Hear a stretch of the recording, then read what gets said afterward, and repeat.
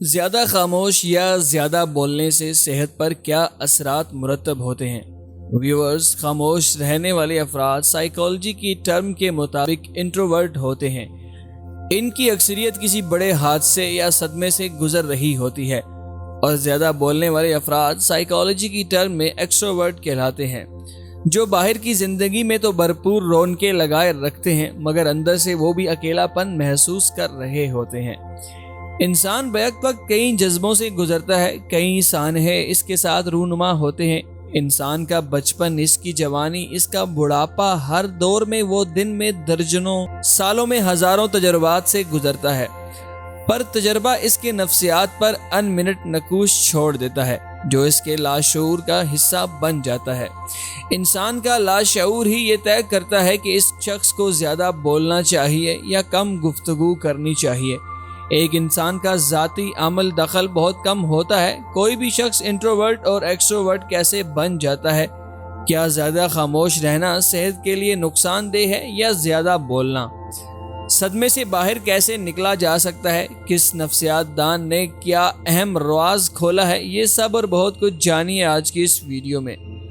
Viewers, سب سے پہلے ہم کسی بھی شخصیت کا انٹروورٹ ہو جانا ڈسکس کریں گے، کیونکہ ایک سروے کے مطابق دنیا میں 65% لوگ 35% لوگوں سے کم بات چیت کرتے ہیں۔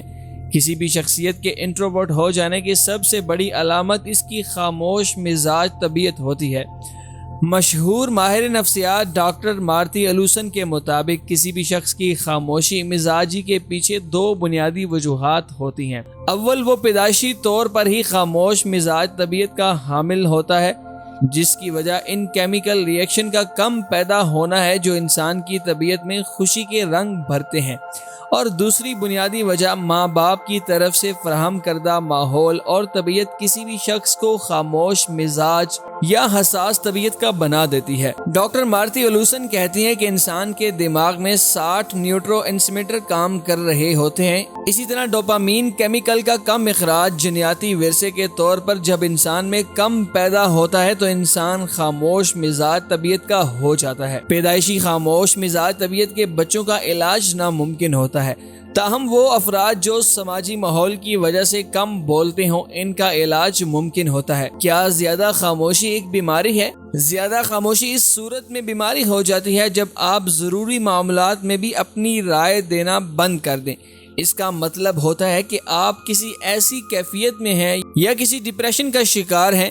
زیادہ خاموشی آل کو بیماری کر دیتی ہے۔ اس کے علاوہ یہ افراد تنہائی کا شکار ہوتے ہیں، سوشل انزائٹی کے دور سے گزر رہے ہوتے ہیں۔ زیادہ خاموشی کا کچھ فائدہ بھی ہے۔ جی ہاں، بالکل فائدہ مند یہ ہے کہ ایک تحقیق کے مطابق زیادہ خاموش مزاج لوگ اپنے کام پر حد درجہ زیادہ فوکسڈ ہوتے ہیں، اسی لیے ان کی ترقی کی رفتار زیادہ بولنے والوں سے 40% زیادہ ہوتی ہے۔ ان کے کام کے حوالے سے کوئی بھی ڈکٹیٹ ان کو نہیں کر سکتا ہے۔ یہ مؤثر سماجی تعلقات بناتے ہیں اور کسی کو دھوکہ نہیں دیتے ہیں۔ زیادہ بولنے والے افراد کو ایکسٹروورٹ کہا جاتا ہے۔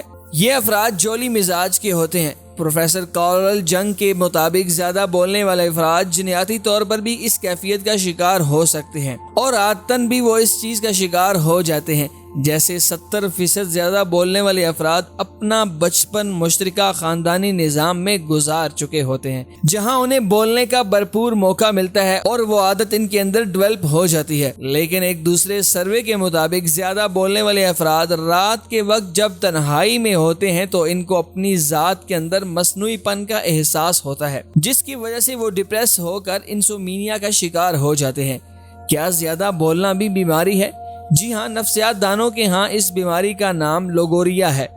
اس بیماری کی بھی آگے کئی اقسام ہیں، جیسے پریشر ڈسپیچ۔ زیادہ بولنے والے افراد اکثر اونچا بولتے ہیں۔